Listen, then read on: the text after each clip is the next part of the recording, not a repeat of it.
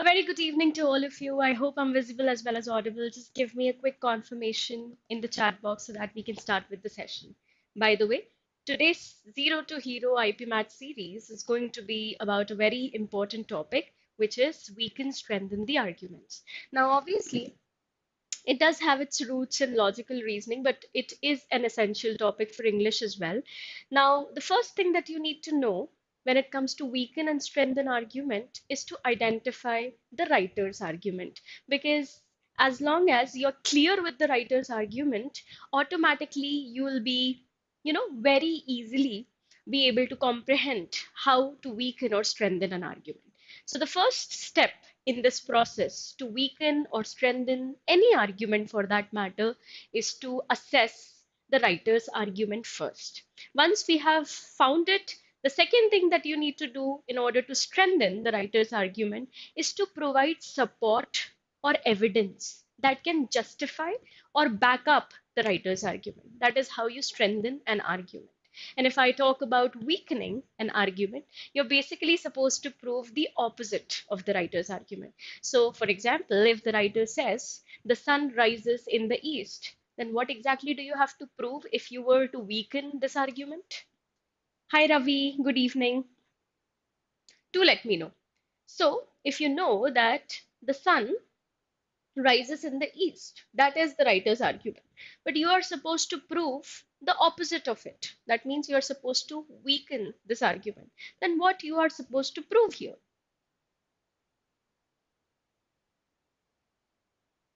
Any idea?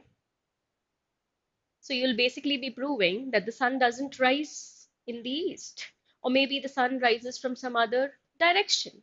That is what you're supposed to do.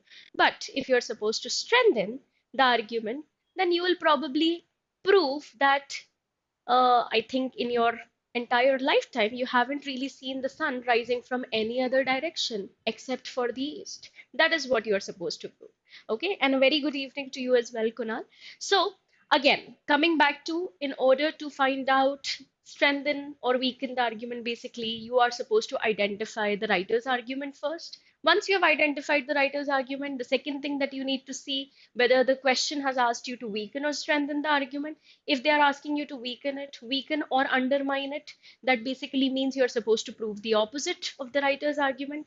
And if you're supposed to strengthen the argument, you're supposed to provide evidences, logic, justification to the writer's argument so that it becomes a very solid argument. Okay, so let's get started. We are going to solve some passages together so that you understand how do we come to the correct answer in terms of weaken and strengthen the arguments. Ready?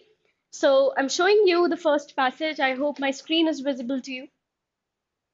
This is our first passage, a very simple one.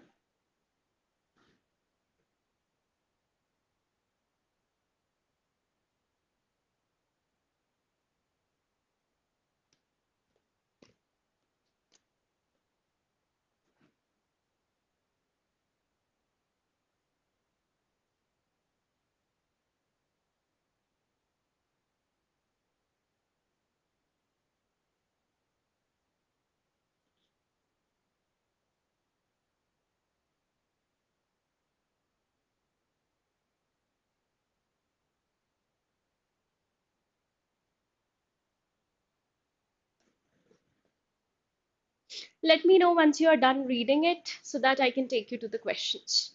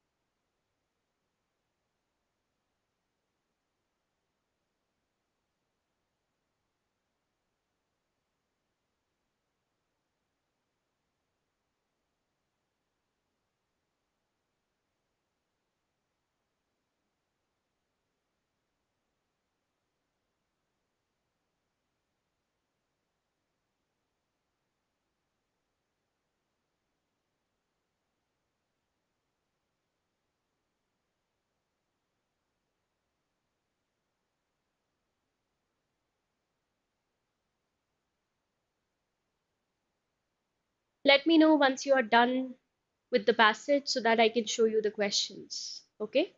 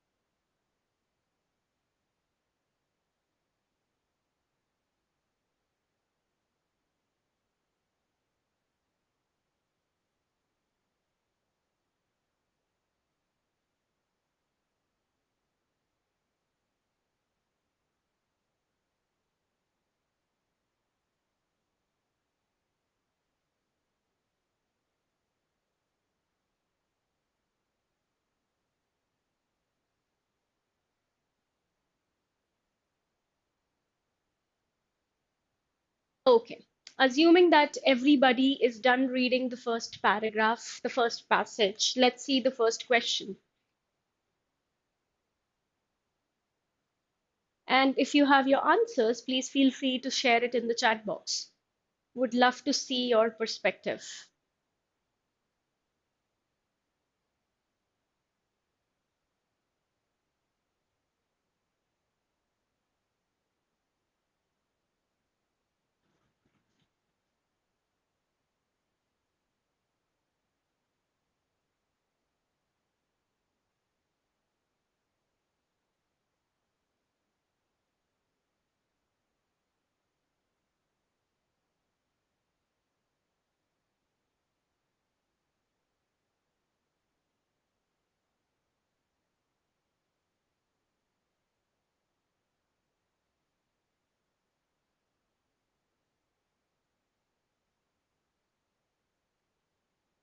Any answers?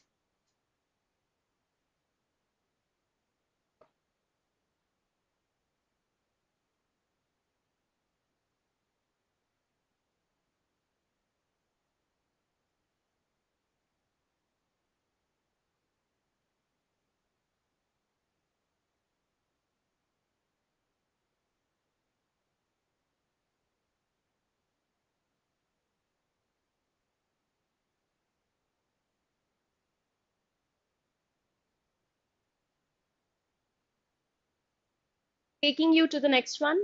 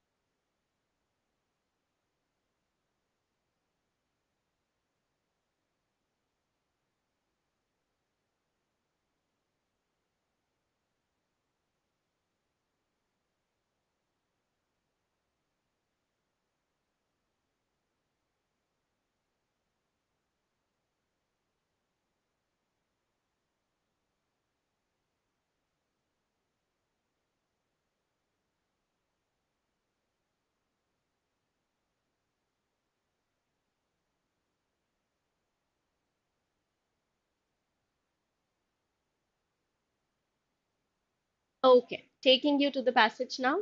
So let's talk about how corporate productivity has skyrocketed after the pandemic. And as you can very well see, that the productivity metrics reveal that remote work arrangements has fundamentally transformed, not just transformed, but improved the organizational efficiency. हम लोग सोच रहे थे कि maybe remote working is not really going to be that beneficial. But once people started working remote, they actually saw the benefits of it. Not only the employees, but also the employers. How? we get to know from here that comprehensive analysis of 2,500 companies indicate that remote workers, remote employees demonstrate 22% higher productivity. That means they are getting more work done in lesser time, which is a win-win situation for both the employees and the employers, isn't it? Both are benefiting from it. Also, we get to see that the office based counter यानी कि जो लोग office से काम कर रहे हैं उनकी प्रोडक्टिविटी से कई ज्यादा प्रोडक्टिविटी इन रिमोट वर्कर्स ने शोकेस की है right also we get to see that remote workers report from completing task also these remote workers they have completed the task 1.4 times faster than the ones who are working from office while maintaining superior quality standards. That means not only are they getting the work done early, but also they are doing it at, I would say, top notch quality, right? Moving forward, organizations implementing hybrid models. अब जितने भी organizations हैं who have started implementing incorporating this hybrid model, some of them are remote workers, some of them are working out of office. तो उन लोगों ने देखा कि even that kind of led to significant cost reductions because now they do not have to rent an entire building because obviously we do not really have those kind like आप बोल सकते हो the number of employees to actually rent an entire office. Now I think probably a floor would suffice, right? एक floor को rent पे ले लो और उतने ही workers आ रहे हैं बाकी सारे remote workers हैं घर से काम कर रहे हैं. So that has led to cost reductions. Also, space requirements, which have decreased by 40% because they no longer need the space, because earlier they needed the space because of too many employees. Also, advanced collaboration technologies like we now have AI, we now have AI chatbots, which has led to, I would say, a very seamless conduction of project management. So even if there are several people working on the same project, because of a great app or because of an AI bot, the things have become seamless, easier, smoother, as we can see. Also, nowadays, we no longer are limited to hire people only from India. If I'm working from India, I can actually hire anybody from anywhere in the world. There are no geographical limitations anymore. अब हमारे पास ऐसा भी नहीं है कि हम India में काम कर रहे हैं तो हमें इंडिया के ही लोगों को हायर करना है. If I want expertise from somebody who is in Europe, I can definitely hire them because of, again, advanced technology. Then moving forward, we get to see that now we no longer have to expend money on relocation or even visas because you don't really have to come all the way to India or I don't have to go all the way to Europe. I can simply work from my home, I can use my computer, and it would be sufficient, right? In the last paragraph, we see even there have been several employee satisfaction surveys that have been conducted, and employees have showcased that they are really happy working from home because, as you can see, even when it comes to job retention, that means what would make an employee stay in the same job, they have actually mentioned that it is working from home. And बहुत सारे लोग थे जिनको salary expectations तो थे, but salary expectations became secondary if you're getting to work from home. So as we can see, this has taken precedence, surpassing salary considerations for 67% of respondents. Now the thing is, first of all, the daily commute, because every single day you have to travel all the way to your office, that kind of has gotten minimized because of this, right? Secondly, as you can see, that overall helps the environment as well because of reduced carbon emissions. Secondly, we also see that you have, I would say, better concentration in the confines of your house, because if you work in a workplace there might be several distractions, and that's the reason we see a heightened productivity in the employees. Now it is also really beneficial for neurodivergent employees. Neurodivergent means somebody who has ADHD, somebody who has attention deficit disorder, then people who are autistic, they are not able to concentrate that well in a public setting, so they can easily work from home in in the comforts of their house, right? And be more productive. So overall, the team performance, as you can see, has improved manifold, and this has been a win-win situation for everybody. And that's what the passage is all about. Let's see the first question. We are supposed to weaken the argument for remote work productivity. If you look at option A actually might support productivity rather than weaken it. Because studies showing,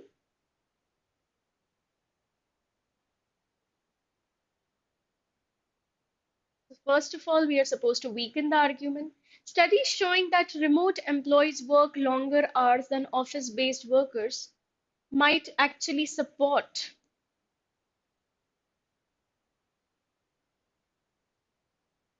That means strengthen the argument, not weaken it. Weaken it, sorry. And the reason is pretty simple. The reason is because if they are working extra hours, that means they feel comfortable working extra hours. That means their productivity has improved and they are doing it out of their will. Okay, so that is something which strengthens, not weakens the argument. Research indicating that collaborative innovation decreases by 35% in fully remote teams. This directly challenges the writer's argument, and this is our answer. Because collaboration requires people to work from office, right? And if people are working remotely, they are not meeting to have that interaction, that to have that creativity, right? So this directly challenges the writer's argument, and this weakens it perfectly. Also our answer. If you look at option C, data revealing that remote work increases employee stress levels in certain demographics. So, again, the word certain demographics means not completely negating everything.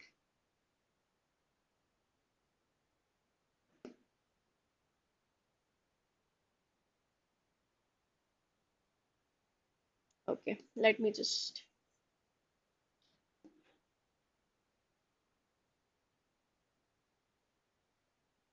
Not completely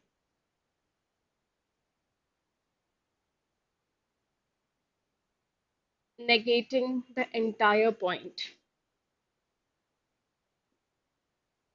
Because कुछ लोगों को problem हो रही है, not everybody, right? So here we talk about remote work increases employee stress levels in certain demographics. Not everybody is agreeing with this, right? There are certain people who have problems, but most of them are happy. So that does not really prove anything. Evidence that some companies struggle with implementing remote work technologies. Now this talks about implementation challenges but not productivity challenges. ये office का problem है,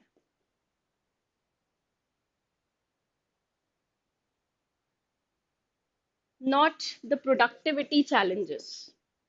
And that's why this will be eliminated.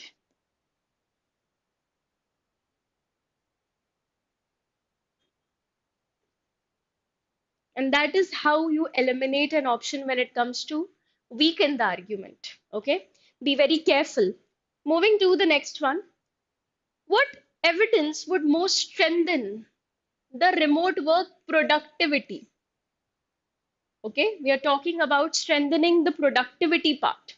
So, government tax incentives for companies adopting remote work policies. Now, this is beneficial for the company because it provides them financial benefits, but is not related to increasing the productivity of an employee. ठीक है, पैसा किसको मिल रहा है, company को मिल रहा है. Company is not really paying the remote worker that money, no. So it's very simple to understand that this is a financial benefit for the company, but not necessarily a parameter for improving the productivity of an employee. Okay, that's why this will be eliminated. Studies showing that remote work reduces employee sick days by 40%, and this might look like a very tempting option कि sick days जो है वो 40% जो है आप बोल सकते हो नीचे गिर चुके हैं. It has been reduced to for almost 40%. But the thing is, if we look at the health benefits, that is definitely here. but doesn't state how it helps in improved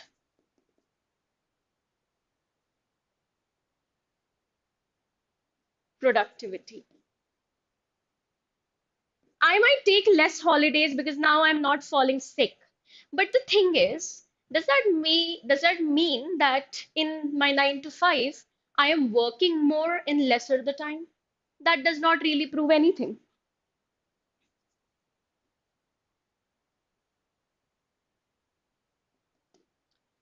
Then option B is also eliminated. C is our answer. Research demonstrating that remote teams complete projects 25% faster than office teams. This directly strengthens or support the productivity argument. Productivity बढ़ी है तभी तो ये 25% fast हो रहा है काम.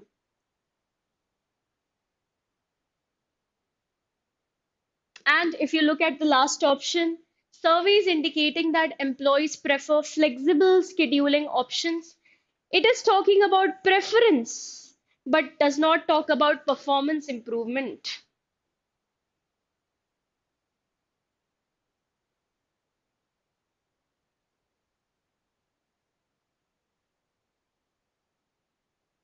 And that's why eliminated.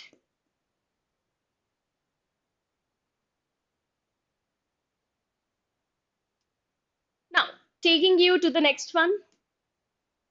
Again, a very easy passage talks about electric vehicles and their advantages.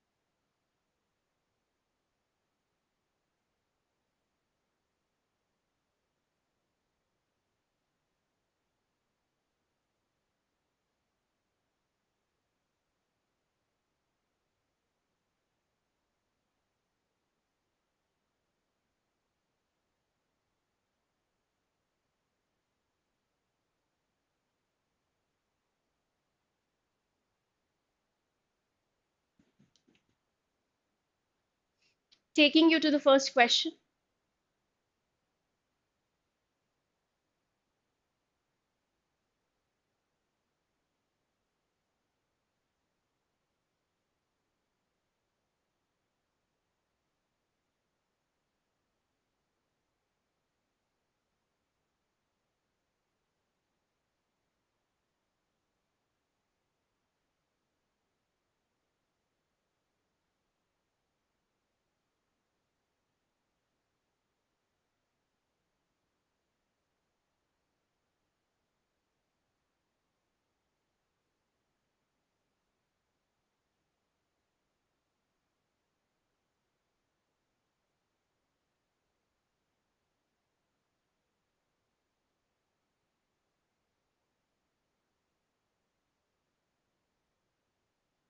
And the last question.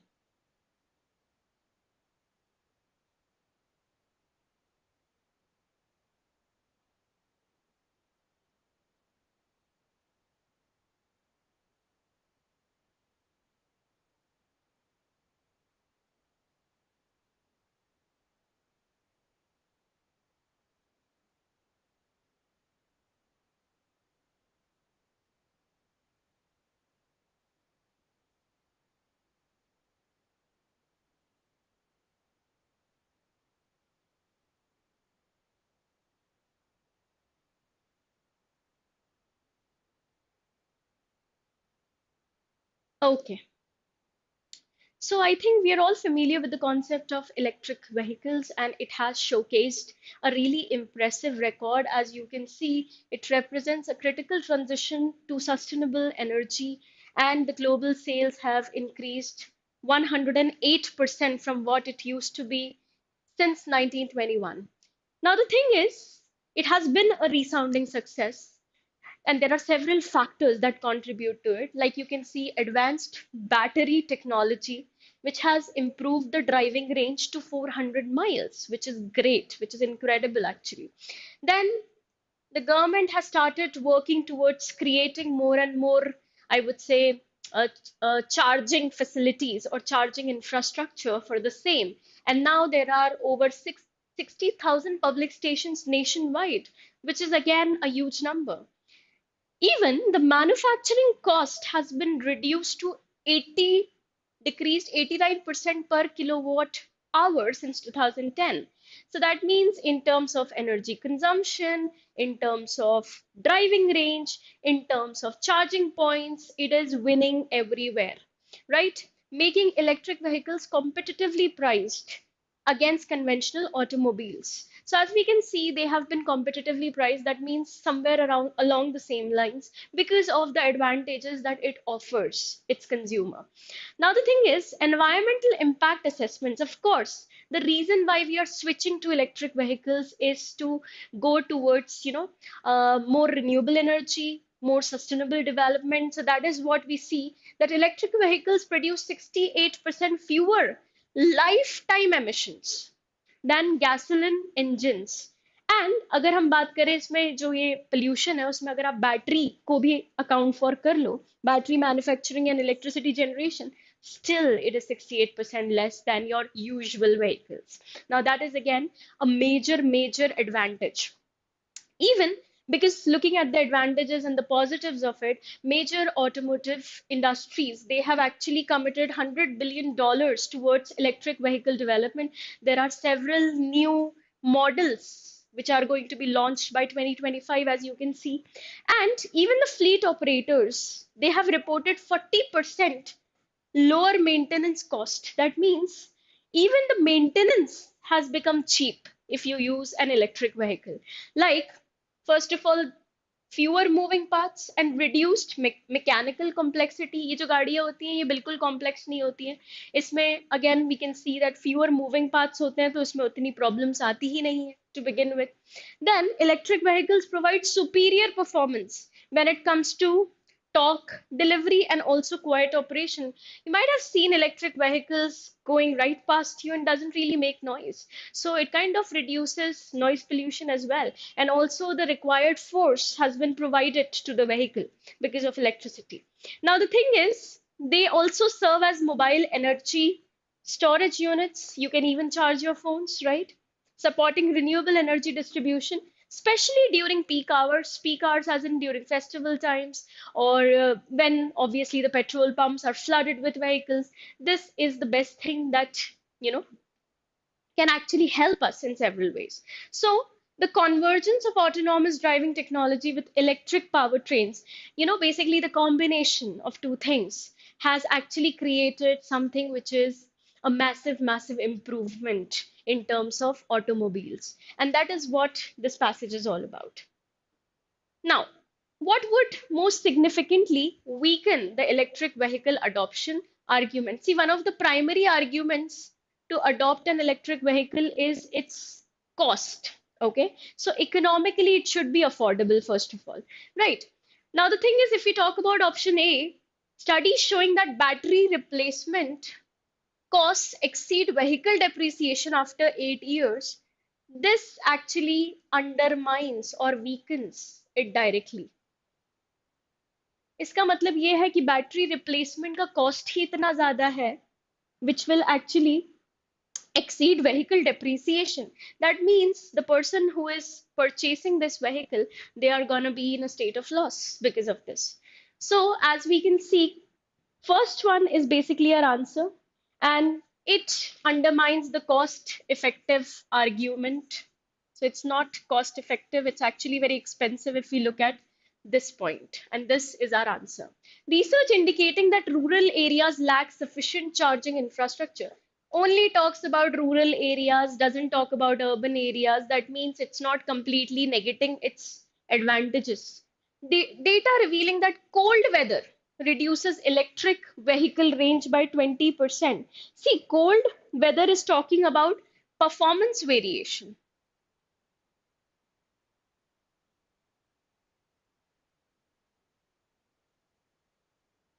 during different seasons.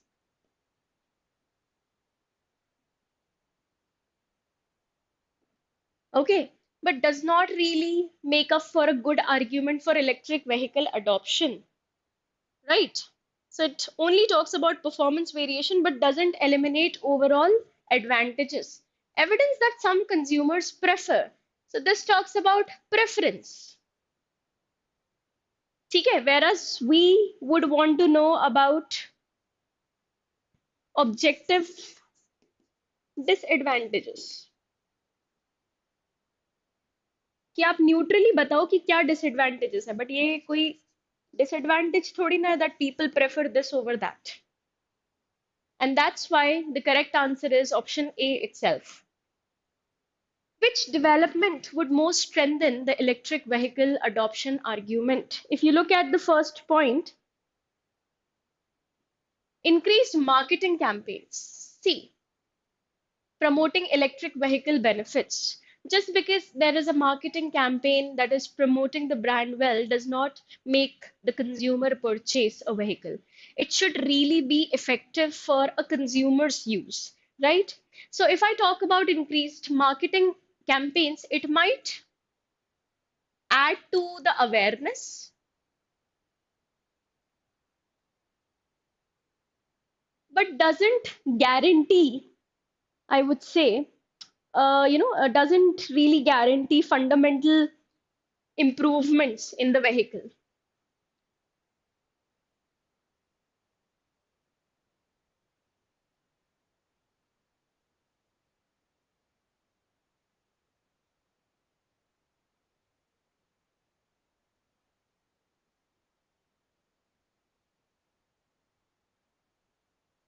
You look at the second one, breakthrough technology enabling 5-minute battery charging to 80% capacity. Now, this is a big advantage for the consumer. If we have technology that can charge the battery in 5 minutes, that means obviously the consumer will be, enticed to buy this vehicle. 5 minute में अगर वो charge हो रहा है, यानी कि it saves a lot of time. So this is an advantage. This supports the argument. Celebrity endorsements of electric vehicle brands. Again, a celebrity cannot really, I would say, convince a consumer. You need to actually showcase how it is going to be beneficial to a consumer, not just because it has a celebrity endorsement. So this also gets eliminated. Reduced insurance premiums for electric vehicle owners.